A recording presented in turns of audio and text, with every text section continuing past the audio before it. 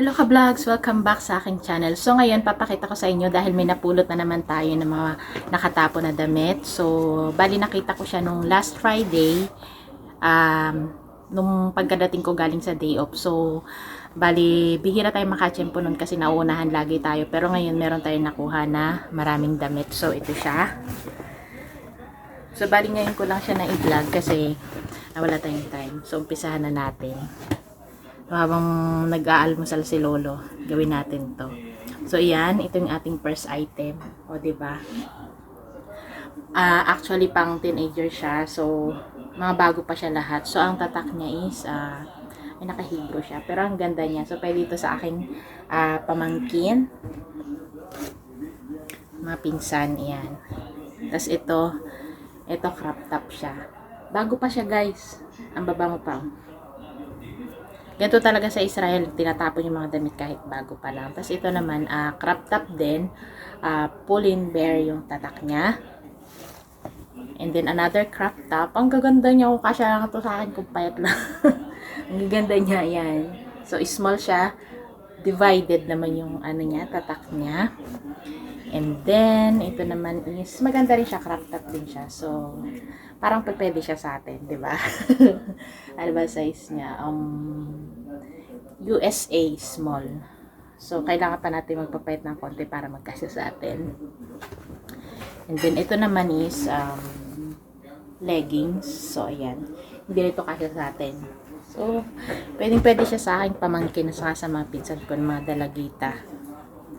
And then, ito naman hoodies. Napakaganda ng brand ng hoodies na to. So, ayan. Leggings din siya. And then, ito naman is medium size. So, crop top. So, pwede rin siya sa atin. Pagka nagpapayat pa tayo ng konti. So, subukan natin siyang isukat pag ano. And then, ito, another crop top. Puro crop top siya halos, actually. So, ang size naman niya is medium. So, ito. Crop top. So, bumahing si Lolo, nagkakapi kasi. Tapos ito naman, fox. Leggings din siya. And then, another leggings, Under Armour. So, diba? Ang ganda niya, guys. Nasyempohan natin talaga.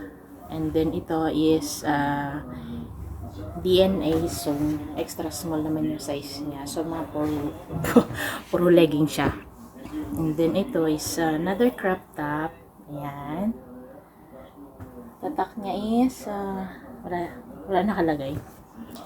And then, ito is another crop top din. Divided.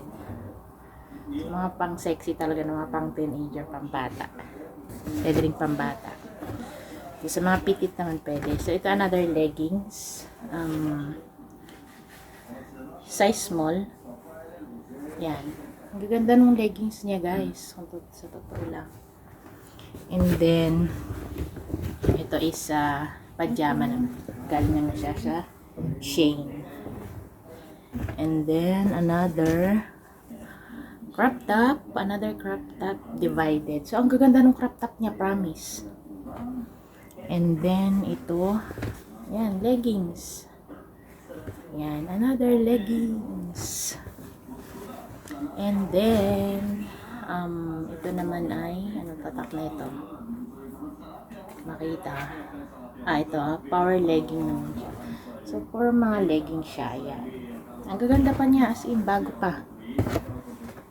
Ito naman ay, crop top ng Shein. Ayan. Ito is ang cute niya. Pag sexy talaga. Nako.